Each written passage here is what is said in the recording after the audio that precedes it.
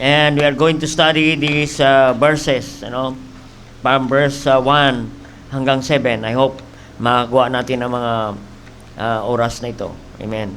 The story here in verse 6. The man of God said, the verse 6, the iron did swim. Sabi rito, yung palakol na bakal, ay nahulog, the axe head lost, and impossible to float. Amen. Yung bakal, yung talim ng palakol, imposible na po yan lumutang. Amen. Nakita na kayo ng mabigat na bagay at lumutang. Oo. Yan po, The axe head falling down, and it is impossible to be found again. Amen. Ang title ng mensahe natin ngayon, The Impossible Become Possible. Amen. Maganda yung title pa lang, amen? Imposible. Amen. Maganda itong mga imposible. Maging posible sa buhay nyo. You can give testimony to the Lord. Amen. Oo. Yan ang magandang mga patotoo, na mga imposible ay naging posible sa buhay natin. Dito po, in natural law or the law of gravity, gravitational law, yan ang ibig sabihin. Naaral natin yan sa science, sa elementary, na anything have weight falling down, it falling down. Amen. Not going up. Amen. So, dito po, the axe head, impossible to float again. The axe head is falling down, and it is impossible to float again. Amen. Dito makita natin, ang mabigat na bagay ay lumutang muli. Amen. It's against the law. Amen. The law of science is against the law of physics, is against the law of mathematics. Is against the law of gravity or whatsoever. Amen. But our God is not subject of the law. Amen. He is a master of impossible become possible. Amen. Makita natin, mga kapatid, ang paglutang ng isang palakol, paglutang ng isang axe head. Amen.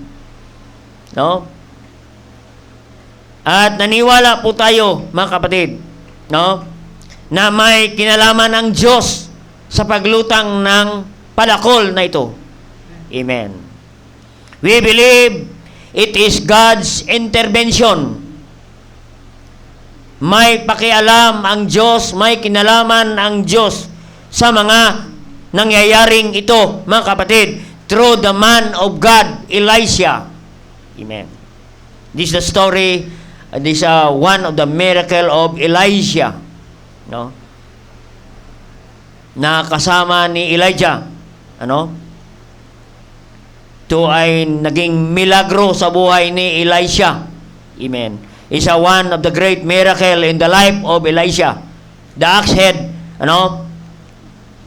niya lumutang muli. Amen.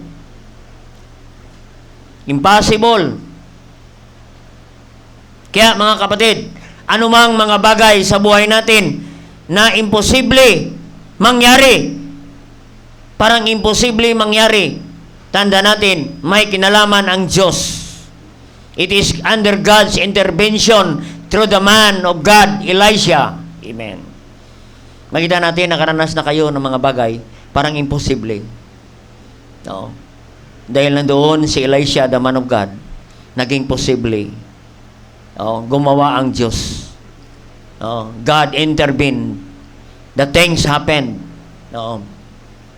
through the man of God. Amen? Kaya yun. No? Marami tayong mga na-experience na mga imposibleng bagay. Amen. Last week lang no? Yung kasama ko si Brother Alvin. Ang kanyang damage, magkano yung Brother Alvin? 61,000. 61,000 ang damage na nabangga na sasakyan. Kaya nung pinuntahan ko at pinag-pray po namin, impossible become possible. 61,000 ang laki. Oo. Kaya yung 61 naging kalahati, 35,000. Parang imposible na palambutin ng puso ng Diyos ang puso ng mag-asawa. Oo. Pero nung kami nagpe-pray, sabi niya, sige na lang, hayaan mo na lang yan. Ito na lang. Kaya may kinalaman ang Diyos sa mga imposibleng bagay. Amen? May kinalaman ang Diyos. No? Through the man of God. Amen? Talagang matapang yung mag-asawa. Amen? Medyo sinindak ko ng konti. Talagang matapang. Amen? Nang bandang uli, lumambot na rin ang kanilang puso. Amen? Kaya mga kapatid, amen? May mga imposible. Si Brother Isnard nandito. Amen? Natikitan niyan, 2005. Ang kanyang ticket. Amen? Imposible. Oo. Imposible. Pero naging posible. Naging 150. Naging 150 na lamang. Amen? Kaya mga kapatid, just mga milagro sa buhay natin. Amen? Mga milagro, mga mahirap paniwalaan. Yan po ay gawa ng Diyos sa buhay natin. It is God's intervention in our life through the man of God, Elisha. Amen. You need Elisha in your life. Amen. And these things happened. This is God's miracle through the man of God, Elisha. Amen. Impossible become possible. Amen. And these things happened in the life of Elisha and the people of God. In the world's view, the axe head will float again is a magic. Amen. Magic yan. Yung palakol, mabigat, tapos lumulutang. Milagro yan. Oo. Pag kinuha mo yung palakol, maraming sasamba dyan.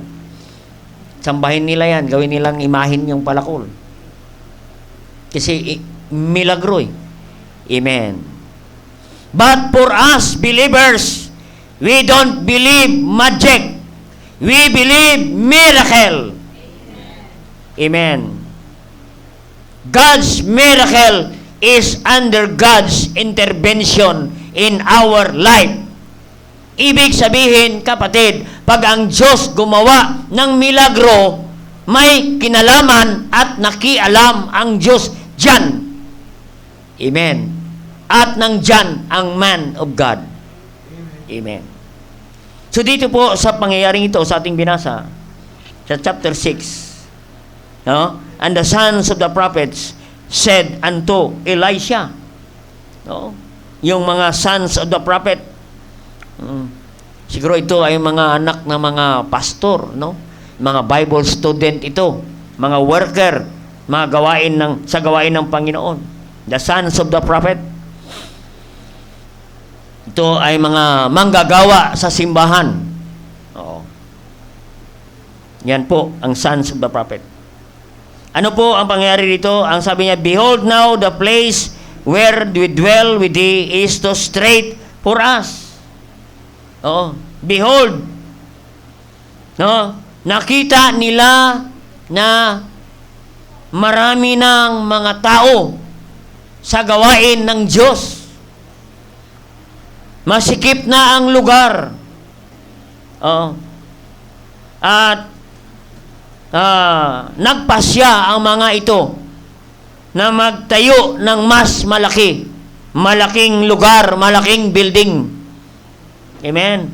At doon sa ating binasa kanina, pumunta sila sa River Jordan upang mamutol ng mga kahoy para sa kanilang building project. Amen. Kaya nakakuha na kayo ng idea, no? Dahil masikip ang lugar, no? That's why they have desire, they have vision to build another building, no? Iyan po, ano? Another building, no? Kaya yan ang kalagayan din natin sa ngayon. Amen. Mayroon tayong building project. Amen. Kaya ang ating project parang imposible na maitayo. Amen. Kasi wala tayong budget. Amen. Wala tayong 2 million, 5 million, 3 million, 100 million. Wala. Ang meron lang sa atin, 100. Marami tayong 100. Pero pag dugtungan mo ng million, wala na. Amen. But by God's intervention, impossible become possible. Amen. Yan ang ating project. Amen. Oo. Ang title nating project, The Impossible Dream. Amen. The Impossible Dream.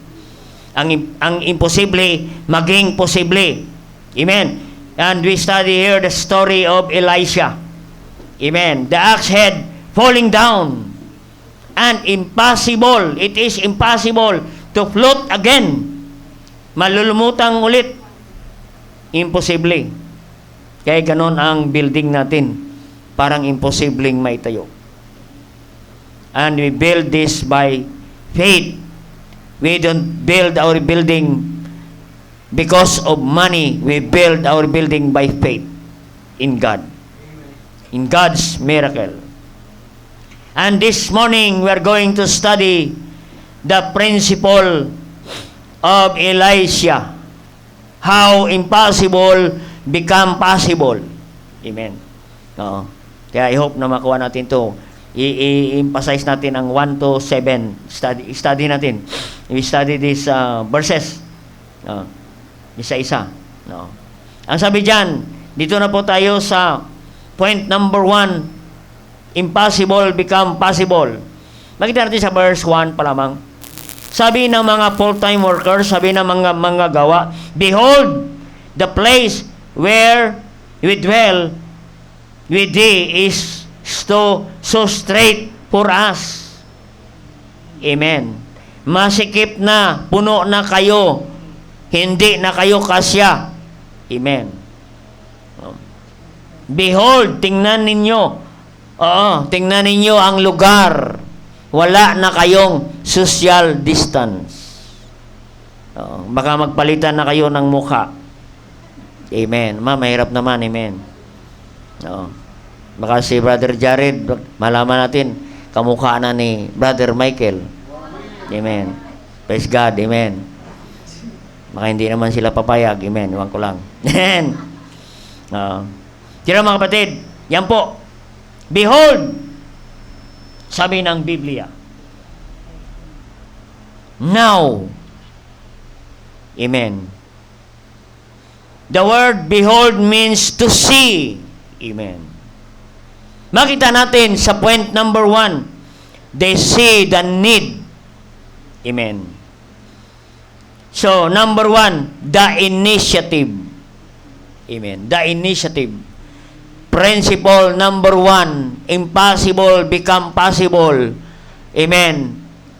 Principle number 1, what we need is initiative.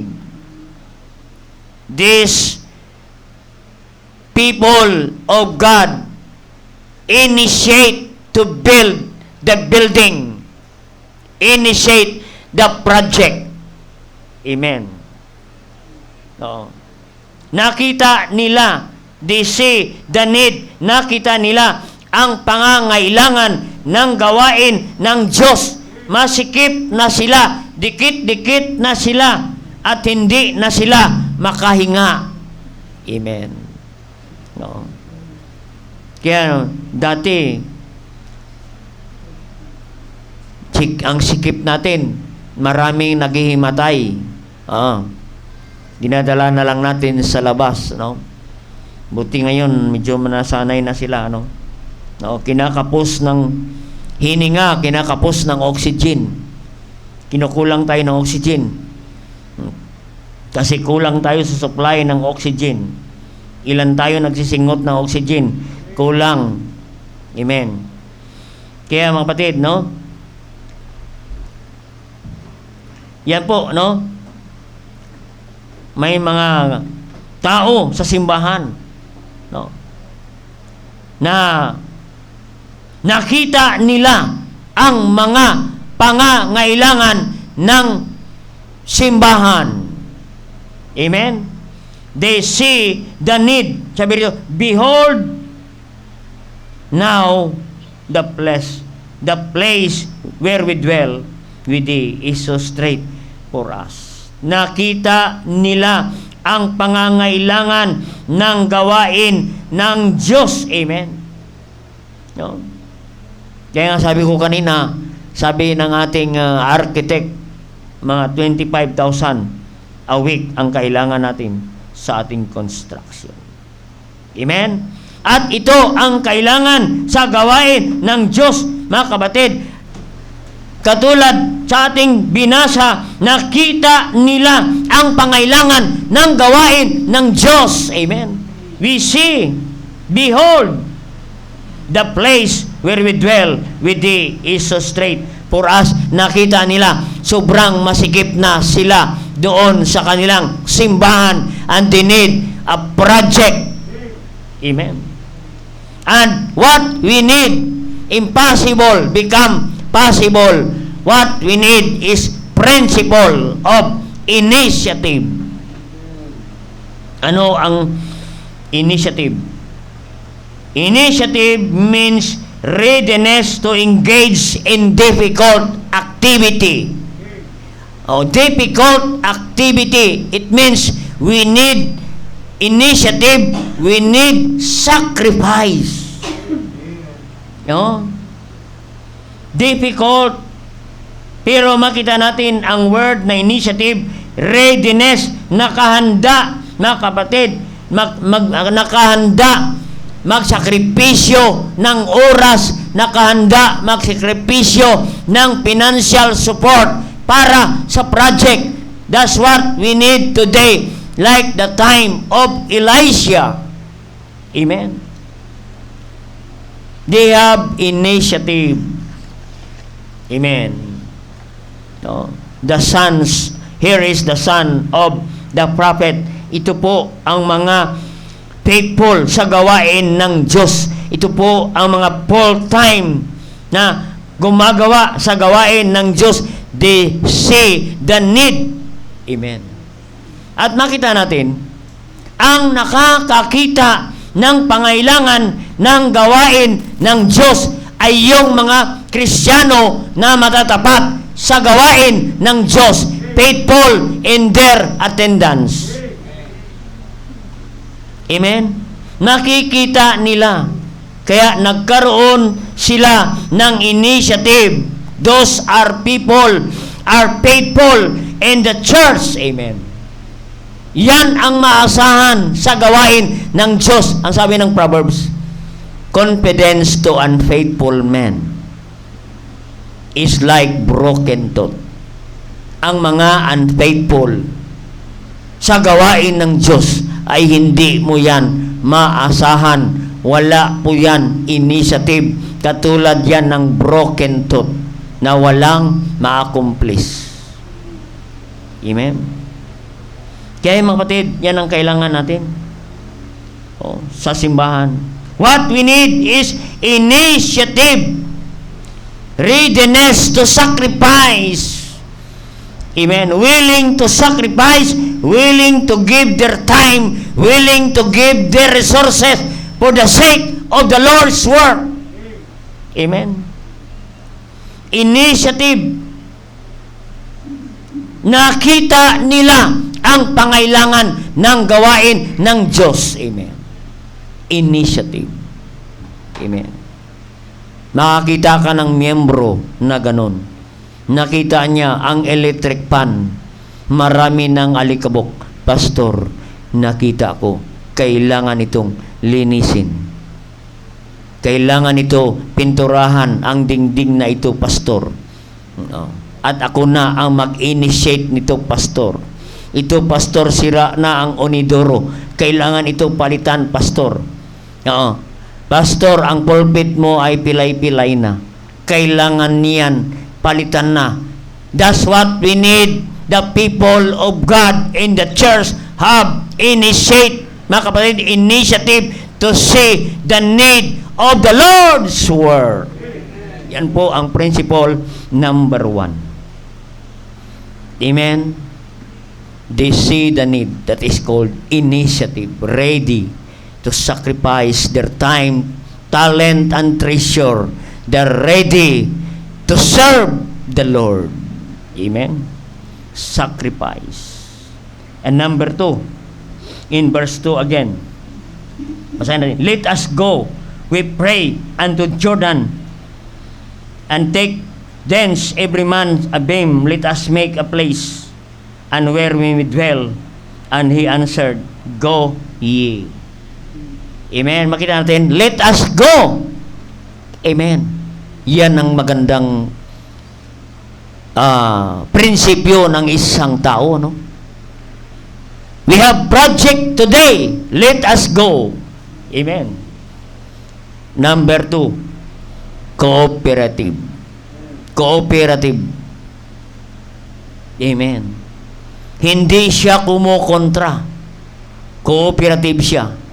Willing to be a part of that project. Amen. Cooperative. Oo. Let us go. The word us, plural. Ibig sabihin, sama-sama tayo pupunta sa River Jordan. Pumutol tayo ng kahoy para sa ating project. Let us go. And let us make. Amen? Yan po. And impossible become possible. Amen. If everybody must go, everybody must do, let us make. Sabi rito, everybody must do, everybody must give to the Lord's work, everybody will involve in our project. Kung ang bawat isa mag-cooperate, impossible become possible. Yan ang nakikita natin, kapatid, sa verse na ito. At mayroon tayong matatapos. Kaya nga, malapit na matapos. Amen. 3 layers na lamang, matapos na ang ating wall. Why? Because everybody is cooperative. Hindi man kayo kasama sa paglilabor, pero kasama kayo sa pagbibigay. Praise the Lord! Ikaw ang bahagi ng mga semento, ng mga hollow blocks, ng mga bakal, ng mga merienda. Praise the Lord! You are cooperative in the Lord's work. Impossible become possible. Amen? Kaya marami tayong ma-accomplish kung ang bawat isa. Ang sabi rito ng salita ng Diyos, ng mga lingkod ng Diyos, let us go. Amen. Napaganda. And they are willing to cooperate. Amen. Pag sinabi ng pastor, let us go, soul winning. Pastor, I'm willing to go. Amen. Let us go in prayer. Oh. Let us go. Amen. Let us go in our giving. Pastor, kasama ako dyan. Amen. Ang posible, maging posible kung ang bawat isa ay makita ang pangailangan, ang bawat isa ay mag-cooperate, mga kapatid, sa gawain ng Diyos. I believe God will do His miracle like the axe head falling down, it float again. Amen? I believe na matapos ang ating project. That what we need is the principle number 2, cooperate. No? The principle of cooperation. Amen? And number 3. In verse 3, and one said, be content, I pray thee, and go with the servant. And he answered, I will go. Amen. Makita natin, these people of God asked counsel from the man of God. He seek advice from the man of God. And one said, sinabi niya kay Elisha, Pastor Elisha, pupunta kami sa River Jordan. Maligo-ligo kami doon sa River Jordan. At habang kami naliligo, magpuputol kami ng mga kahoy. Wala naman pala nakalagay dyan, no? Naliligo. Pero yung iba siguro naliligo doon. Amen. Pero makita natin, kapatid, no? Nagpaalam sila kay Elisha. Amen. And one said, be content, I pray thee, go with thy servant. Amen. Aba, maganda ito, mga kapatid, no? So number 3, the principle of respect. Amen. Mayroon silang project at sinabi nila kay Pastor Elisha. Mayroon silang activity papunta doon sa River Jordan. Namutol sila ng kahoy. Ano ang ginawa nila, kapatid? They respect Pastor Elisha. Amen. Mayroon kaming activity sa River Jordan. Kami ay mamutol ng kahoy. Sabi, nagpaalam kay Pastor Elisha. Amen. Sinabi nila sa pastor. Amen. Yan po. Kaya anumang activity na ating gagawin, respect Pastor Elisha. You need the man of God. Amen. In your activity. Amen. He asked permission to the man of God. That's the principle of respect. Amen. Kasi may mga miyembro, ayaw isama ang pastor. Ito, sabi niya, Pastor Elisha, pwede ka bang sumama sa activity na ito? Ang sabi ni Elisha, sasama ako. Amen? Sumama. Kasama ang pastor. Amen? No? Maganda kasama ang pastor. Amen? Kasi laging may merienda. Amen? So, magpipray ka lang. Alam mo, nung kami ay nag-aaral sa Bible School, kasama ko si Pastor Alan. Lagi ako nagpipray. Dalawa lang kami sasakyan. Na pinagpipray ko pa, Panginoon, sana gutom na to si Pastor. Magugutom na si Pastor. Pag hindi pa na answered akong prayer, tanungin ko na, Pastor, nagugutom ka na ba? Yan. Ayo, kain pala tayo. Kain tayo. Laging nagugutom ang pastor. Amen. Kasi may mga miyembro ayaw isama ang pastor. Kasi may ibang agenda. May ibang plano. Amen. Kaya ano ibig sabihin dito? The principle of respect. Amen. Pag may gawain, may activity, involved ang gawain ng Diyos, magpaalam ka kay Pastor Elisha. Yan o, nagpaalam kay Elisha. Ang ibig sabihin, whatever decision, whatever your plan in your life, magpaalam ka sa pastor kasi ipagpipray ka ng pastor. Amen. Oo. Marami hindi nagpaalam.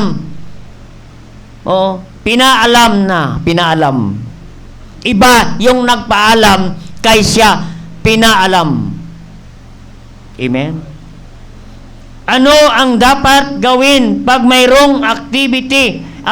Kapatid, magpaalam ka sa pastor para ikaw ipag-pray ng pastor. Whatever decision, your plan in your life, nahingi ka ng basbas sa ating pastor. Amen. Tayo man, amen, hanggang ngayon, humingi tayo ng basbas doon sa ating pastor. Pastor, ano ba ito? Maganda ba ito, pastor? Oo. Ngayon, nung tayo ay nagpaplanong bumili ng lupa, ang una kong pinatingnan sa ating pastor, pastor, tingnan mo nga ito kung okay. Sabi niya, okay naman ito. Iyan, pastor. Apakan mo na, pastor, at tingin mo na sa Panginoon. Yung inapakan ni pastor. Oo. Kaya napasa atin na. Kaya yung sa kabila, nakasara na. Sabi ko, paano kung mapapakan kay pastor sa kabila na to, nasara na. Yung kabila, pastor, apakan mo na yung kabila. Atin na yan. Amen? Yan po ang respect sa man of God. You are asking the blessing from the man of God. Kaya nga, bago sila pumunta sa River Jordan, they ask blessing from the man Elisha. Amen? Kaya mga kapatid, anumang gawin natin, mga kapatid, you ask blessing from the man of God. Amen. Pastor, ay plano ko ng manligaw. Yan. Oo. Ano kaya? Pwede na kaya ako manligaw? Oo. Kaya ang sasabihin ko, yung Brad, yung magpakasal ka lang ngayon, gagastos ka ng 100,000. Magpakasal ka. Meron ka na ba? Wala pa, pastor. Alam mo ba, pagkatapos ng kasal, ay maghanap ka ng tirahan. Ang pinakamababa ngayong rental ay 5,000. Meron kang ganyan. Wala, pastor, by faith. By faith. Biro by faith. Amen? Hindi pwede by faith. Amen? Faith is a substance. Hindi natin pwedeng bahala na pastor. Hindi pwedeng ganun, kapatid. Amen. Kaya learn to ask blessing from pastor. Amen. Para ipag-pray ka, mas maganda. Amen. Nakasama mo ang pastor dyan sa iyong mga plano. Para ipag-pray ka ng gusto sa iyong mga lakad, ipag-pray ka ng pastor. Kaya yung mga imposible, maging posible, kapatid. That's what we need in verse 3. The principle of the respect from the man of God, Elisha. They respect the man of God, Elisha. They ask blessing from Pastor Elisha to go in the river Jordan to cut down the trees in river Jordan. Amen.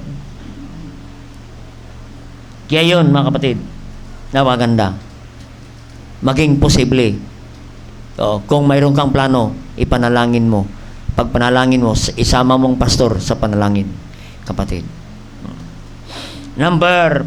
Principle number 4 in verse 3 and 4.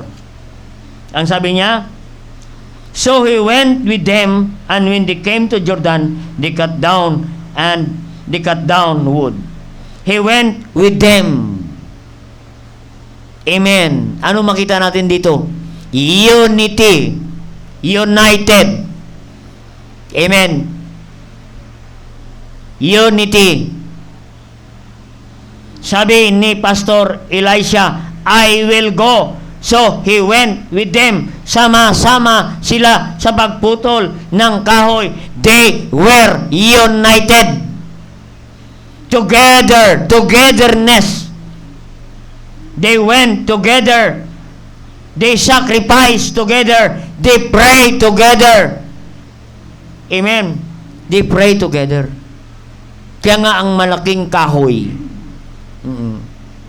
pagsama-sama, madaling maputol. Amen. Yung isang kahoy doon sa lote, napakalaki. Oo. Sinubukan ni Brother Noel, hindi kinaya. Nung tayo ay nag-mentoring, sabi ko dito, maglalagari kayo. Oo. Oo. Bawat dumating, 20 lagari, kapatid. Bawat dumating na 20. Oo. Mamaya konti, putol na ang malaking kahoy.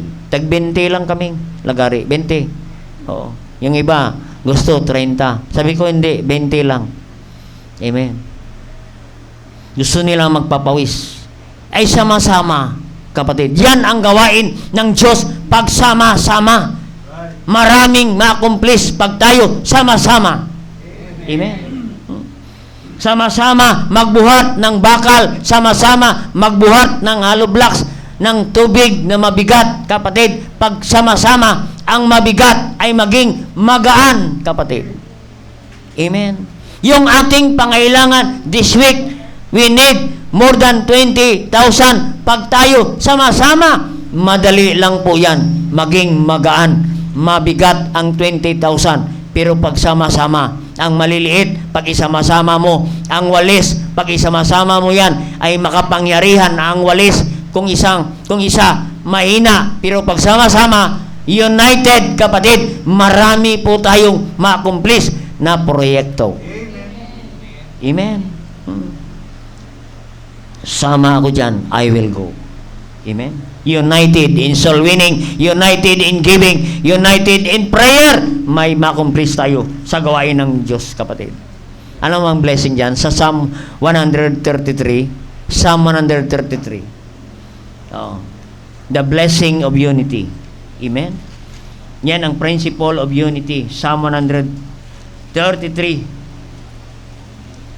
Behold how good, how pleasant it is the brethren dwell together in unity. Together in unity. Thus, good principle, impossible, become possible. If everybody together in unity. Amen. Ano ang blessing ng unity? In verse 3. And the Lord commanded the blessing, even life forever, forevermore. Amen? God will give us more blessing. The Lord command the blessing. Uutusan ng Diyos ang pagpapala sa bawat miyembro ng simbahang ito kung ang bawat isa ay united, kapatid. Sa lahat ng bagay, pagpalain po tayo ng Panginoon. The Lord commanded the blessing. Amen? Yan ang Diyos nating, kapatid. Pagpalain ka ng Diyos. So, the principle of being united. Amen. Okay. Nandiyan pa ba kayo? Amen. In chapter 6, 9 verse, yan ang principle ng unity. They cut down wood. He went with them. Masaya. Amen. Kasama nila ang man of God. Kasama nila ang mga kalalakihan. Kasama nila ang mga kababihan. They were united, kapatid, in doing the Lord's work. Ay kung ang linggong ito, bawat isa ay maging united, baka Miyerkules lang, Porman, tapos na. Amen. Kung ang bawat isa mag-united. sa gawain ng Diyos. Amen. United in our giving. Amen. Ma-accomplish natin muli, mga kapatid. And number 5, principle number 5, found in verse 5. No. Point number 5, verse 5 din. And one was filling a beam, the axe head fell into the water. And he cried and said, Alas, master, for it was borrowed. Ano makita natin dito, kapatid?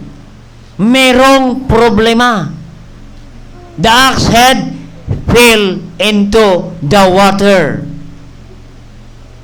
The problem arise. Amen. If we are doing the work of the Lord's work, there is problem arise. Amen. Kung saan ka nagtatapat sa Diyos, may mga problema na dumarating sa ating buhay. We are experiencing sometimes unexpected problem. They don't expect na ang isang axe head ay mahulog. Amen. May problema sa gawain ng Diyos. May problema sa ating pamilya. May problema tayo sa ating finances, kapatid. What we are going to do when problem arise, when challenges arise. Look at this verse. There is a problem, something wrong in their activity. Something wrong, kapatid. Merong ganyan sa buhay natin. Nakaranas tayo, something wrong in my finances, something wrong in my family. May problema ako sa pamilya, may problema ako sa aking finances, marami akong babayaran. What to do?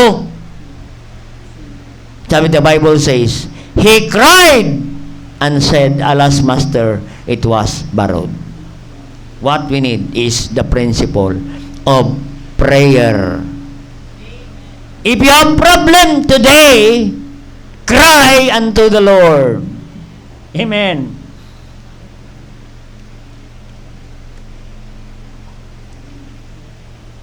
The axe head.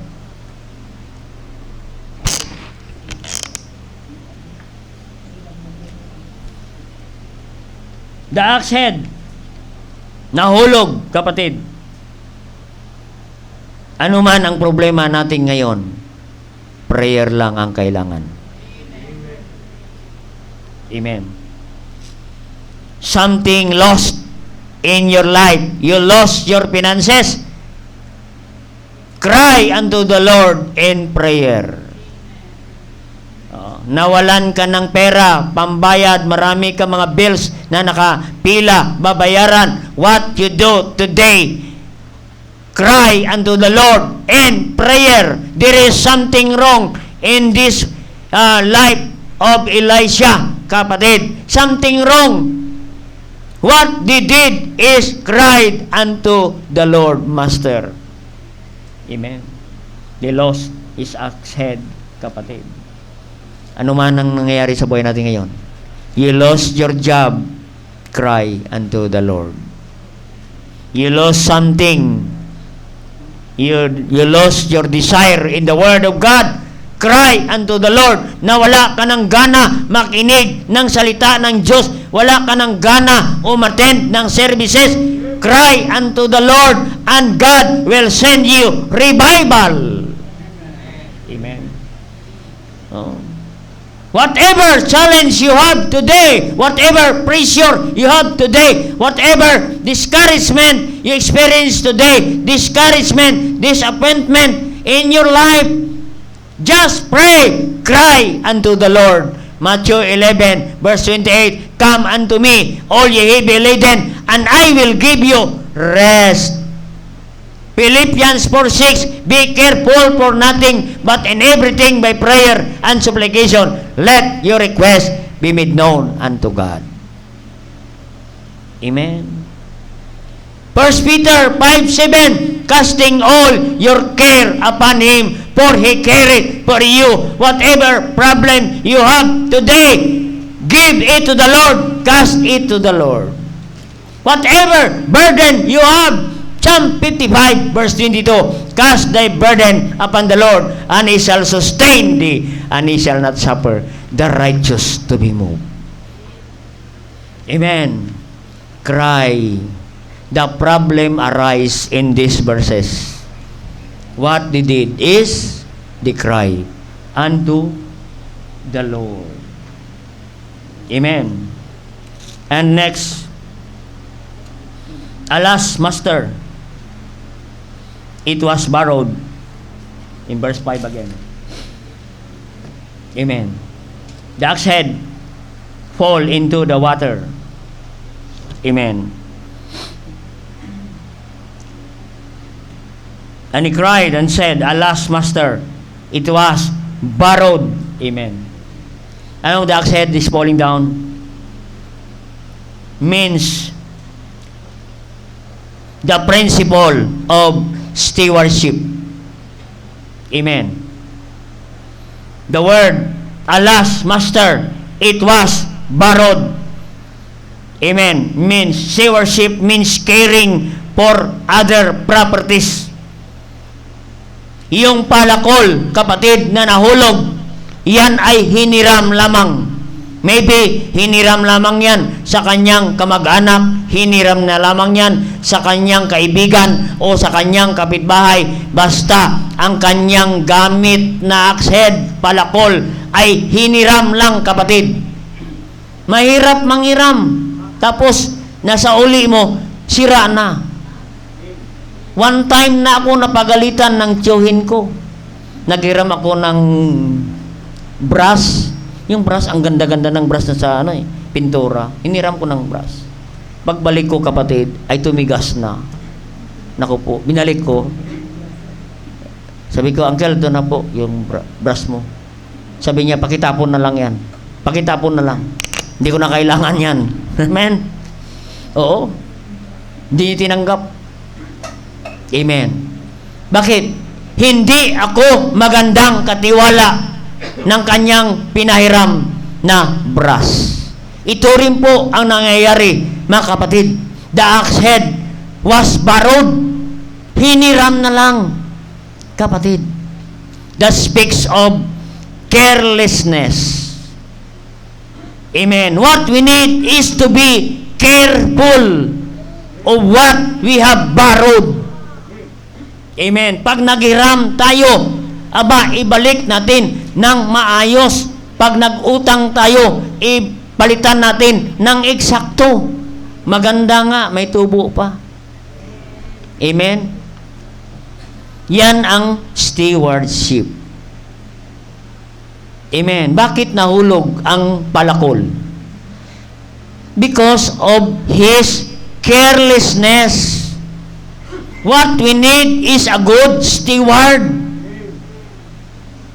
Oh, for the things that was borrowed from others, because stewardship is caring for others' property. We are caring. Tayo ang tagapagmahala, tagahawak ng mga bagay, ng mga property ng someone, ng iba. Amen. Sabi rito, it was borrowed. Alas, naku po. Nahiram. Niniram ko lang ito. At umiyak siya. Bakit? Ito ay isang hiram lamang. So mga kapatid, what is principle that we are going to study in verse 5 na ito, kapatid? The principle of stewardship, mga kapatid. Whatever God entrusted to you, be a good steward. Be careful. Don't be careless. This man is very careless of the things he had borrowed. That's why the axe head was falling down. Amen. Huwag nating sayangin ang mga bagay na hiniram natin, kapatid. It was borrowed. Amen. What you have today, what are the things you have today? Ano ba ang mga bagay meron ka ngayon? Meron ka ba? No. It was borrowed. Amen? You are still alive today. We have a borrowed life today. Because we don't know tomorrow. Proverbs 27 verse 1. Boast not thyself for tomorrow, for thou knowest that what the day may bring forth. Huwag mong ipagmalaki ang bukas, kasi ngayon naghiram ka lang ng isang araw, at maybe tomorrow baka hindi ka na pahiramin ng Diyos. We have a borrowed life. Amen. Amen. Ang buhay natin, kapatid, ay hiram lang sa Diyos, kapatid. We don't know about tomorrow. We are pilgrims and strangers of this world. Tayo ay dumadaan lamang sa mundong ito, na kapatid, what life given to you today, that is borrowed from God. Amen. Saan mo yan gagamitin, kapatid, ang buhay mo? Kung bibigyan ka pa bukas ng buhay, saan mo gagamitin yan? Kung bibigyan ka pa ng Diyos hanggang next year, paano mo yan gagamitin ang iyong buhay? Hindi atin yan, kapatid.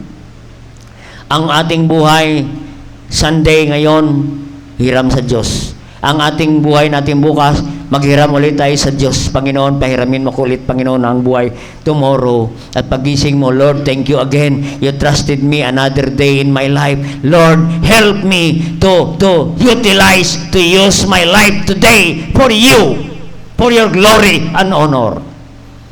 Amen. We have a borrowed life. Saan mo gamitin yan? Sa sanlibutan. Saan mo yung gagamitin? Sa kasalanan. Saan mo yung gagamitin? Sa mga bisyo.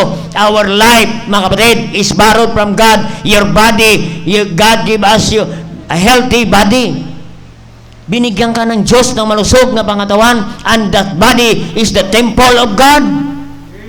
Amen. Maganda, malusog ang iyong pangatawan. Ngayon, saan mo yan gagamitin? Amen. Hiram yan eh. Ano ang nilagay mo dyan? Sa katawan, basura. Amen. Ang nilagay mo dyan, alak, sigarilyo, drugs, ecstasy, marijuana, rugby. Lahat yan ilalagay mo. Tandaan mo yan, kapatid. Hindi yan ang katawan mo. Huwag mo yan pakialaman. Ang katawan na yan ay bigay ng Diyos. Our body is the temple of God. Amen. Hindi atin yan. Bakit? We are bought with a price. It takes the blood of Jesus Christ para tayo magkaroon ng kaligtasan at bagong buhay. Kaya mga kapatid, everything we have today is borrowed from God. Amen. You have money today, it was borrowed from God. Amen. No? We are a good steward of our money. Mga kapatid, money is the gift from God. Money is a blessing from God. Amen. And that is borrowed only from God, and we are a steward. Amen. Ang sabi ng Haggai 2:8, silver is mine, gold is mine, saith the Lord. Amen. Gold is mine. Saan natin gagamitin ang mga treasure na pinagkatiwala ng Diyos sa atin? Saan?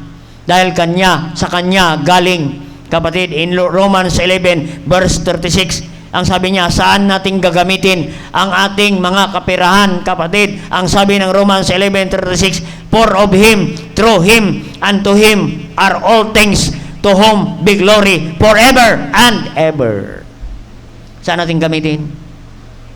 For of Him, para sa Kanya, sa pamagitan niya, at sa Kanya ang lahat ng bagay para sa Kanyang kaulatian forever and ever. Amen. Saan tayo dyan? Wala. Tama nga si Job. Amen.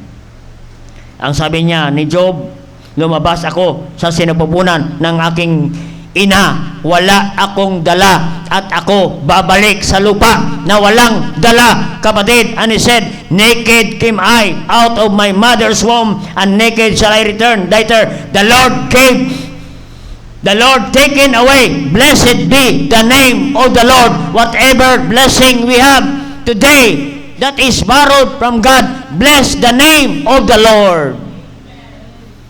Amen. Impossible become possible. Amen. Be a good steward, caring for other property. Amen. Oh, kaya don't be careless in spending our money. Be careful. Be a good steward of our money, our treasure, our riches that God entrusted to you.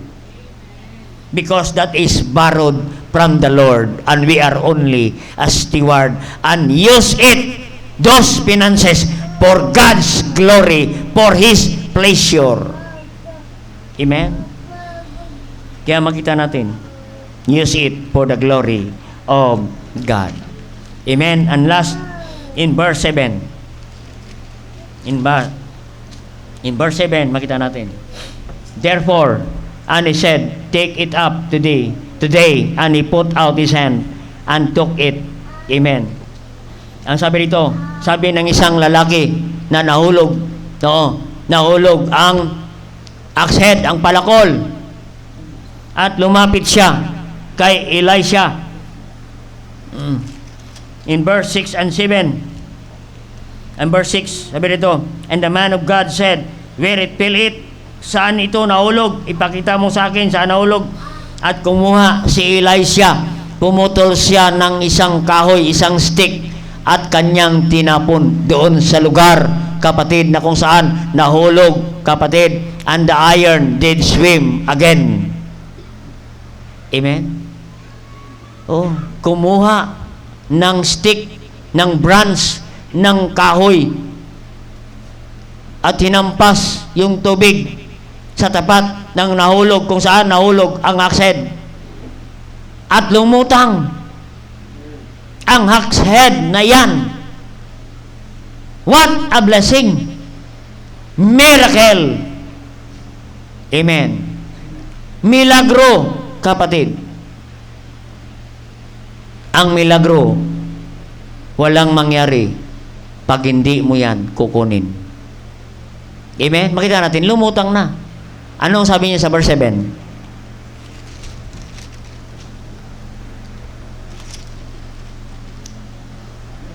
Take it up today. Kunin mo na. Kunin mo na, lagay mo na sa kamay mo. Yan. And he put out his hand and took it. Submissive. Amen. Obedience. Submissive. Yan po ang kailangan natin. Mga imposible, maging posible. If you submit yourself to the man of God, the man Elijah, the man of God Elijah said unto this man, take it up today. Kunin mo na ang milagro, ang axe head na yan, kunin mo na. At nung ginawa, sinunod niya, kapatid. Amen. That's the principle of submissive and obedience. Obey what is commanded. Amen. Sabi ni Elisha, lumutang na, damputin mo na, kunin mo na. Amen. Ay kung hindi dinampot yan, kung hindi ang ginawa, ay totoo kaya ito? Baka fake to. Oo. Ano kaya ito? Pero mga kapatid, nagtiwala na siya sa salita ng man of God. He obeyed what is commanded by the man of God. Amen. Lumapit ang lalaki, sinabi niya ang kanyang problema, kapatid, and he asked counsel. Axe head was falling down, kapatid, at sinabi niya ang kanyang problema kay Elisha. At sabi ni Elisha, saan nahulog at tinuro niya at kumuha siya ng sanga ng kahoy at doon niya hinampas sa tubig at ang akshed ay lumutang muli. What a miracle! Ang sabi ng man of God, abutin mo na, kunin mo na, at sumunod itong lalaking ito. And God performed His miracle, and impossible become possible if you obey what is commanded, what the pastor preach, what the preacher preach behind this pulpit. Obey the word of God. Amen. Obey the word of God. Na impossible become possible. Amen. Kaya sinunod niya ang man of God. May mangyari, kapatid, kung sundin mo lang ang mga prinsipyo na ating pinapangaral, kapatid, ng salita ng Diyos. Obey what is commanded in the Word of God. What the pastor preach, what the preacher preach, what the Sunday school teacher preach, kapatid. Obey what is commanded from the Word of God, and God will perform miracle in your life. Whatever impossible become possible in your life, kapatid. The principle, the last principle of this servant of God is the principle of submissive spirit, obedience, and trusting the word of the Lord. Tayo po ay mananalangin na. And impossible become possible. Dakilang Diyos, thank you God for great message again. Mga imposible, naging posible. Kung kami lamang makita namin ang pangangailangan